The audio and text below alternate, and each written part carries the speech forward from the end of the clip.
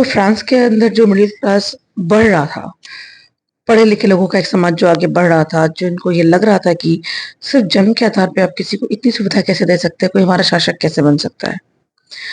तो the treatise of two state में John Locke ने कहा कि ये डिवाइन ऑफ डॉक्ट्रिन जो है इसको सिरे से रद्द किया जाना चाहिए, जिसको फिर रूसो आगे बढ़ाते हैं।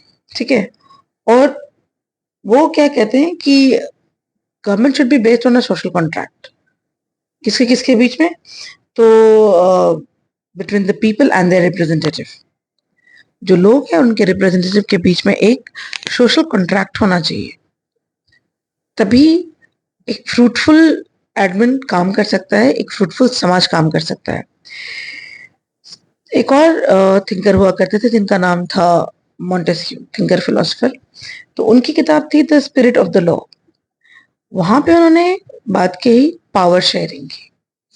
अब देख लीजिए, ये जो हमने कहा था फर्स्ट एपिसोड में कि फ्रेंच रिवॉल्यूशन ने दुनिया को बहुत कुछ दिया, तो पावर शेयरिंग की भी बात की है। जो फेडरेशन और यूनिटरी की जो बात हम करते हैं, हमारे ही देश में देख लो, इट पावर वेल डिवाइडेड है।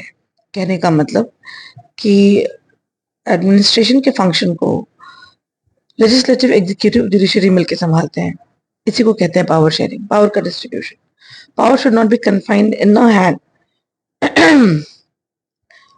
अब ये वही समय था जब फ्रांस ने अमेरिका की 13 कॉलोनियों को छुड़ाया था। वहां पे राइट्स की बात बड़े पुरजोर ढंग से कही जा रही थी, और अमेरिका अपने आप को ब्रिटिश के चंगुल से आजाद कराने के बाद, अपने 13 कॉलोनी को आजाद कराने के बाद, इंडिविजुअल राइट को लेकर बड़ा सशक्त हो गया, और उन्होंने एक तरह का मॉडल गवर्नमेंट अपने यहाँ लगा लिया। अब फ्रांस के पॉलिटिकल थिंकर्स के लिए ये एक मिसाल बन गए कि जब अमेरिका में बात हो सकती है जिसको हम नहीं आजाद कराया है, तो हम फ्रांस में इसको क्यों नहीं इम्प्लीमेंट करें। तो जो ये मिडिल क्लास था, पढ़ा लिखा मिडिल क्लास, इसने भी रिवॉल्यूशन में अपना एक अलग रोल अदा किया।